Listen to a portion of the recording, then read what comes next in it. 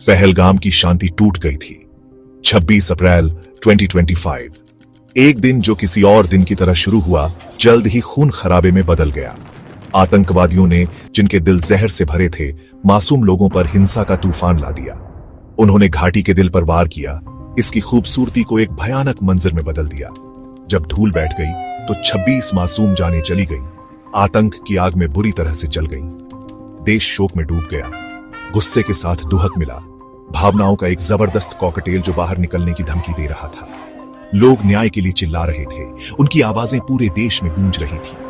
प्रधानमंत्री, जिनके चेहरे पर दुख और संकल्प था, ने देश को संबोधित किया। उन्होंने तेज बदला लेने का वादा किया, अपराधियों को उनके जघन्य अपराधों की सजा दिलाने की कसम खाई। उनके शब्द दृढ़ और संकल्पित निराशा के बीच आशा की एक किरण प्रदान करते थे।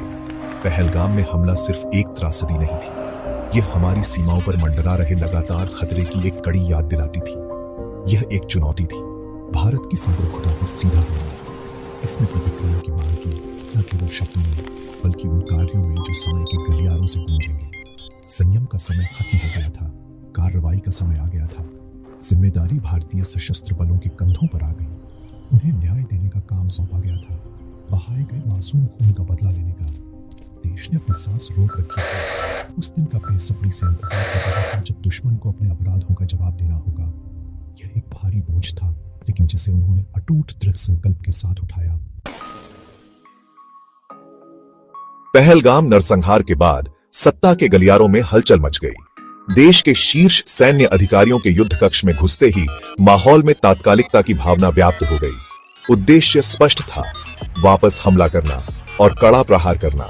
दुश्मन ने पहला वार किया था, लेकिन आखिरी शब्द भारत का होगा। ऑपरेशन सिंदूर, जैसा कि इसे जाना जाता है, दुख और संकल्प की इस परीक्षा से पैदा हुआ था। नाम ही प्रतीकवाद से भारी, मिशन की प्रकृति के बारे में बहुत कुछ बताता है। सिंदूर का लाल रंग, जो विवाह और सुरक्षा का प्रतीक है, भारत की अपने नागरिकों की रक्षा के लिए अटूट प्रतिबद्धता का प्रतिनिधित्व करता है। योजना सावधानी पूर्वक बनाई गई थी, हर विवरण की पूरी सावधानी से जांच की गई थी। सैटेलाइट इमेजरी, खुफिया रिपोर्ट और टोही डेटा दुश्मन के ठिकानों की एक विस्तृत तस्वीर पेश करते थे। लक्ष्यों को सावधानी पूर्वक चुना गया था, आतंकवादी प्रशिक्षण शिविर, लॉन्च पैड और रसद केंद्र। ये केवल सैन्य उद्देश्य नहीं थे, वे दुश्मन की दर्द और पीड़ा देने की क्षमता के प्रतीक थे। गोपनीयता सर्वोपरि थी। आश्चर्य का तत्व भारत का सबसे बड़ा हथियार होगा।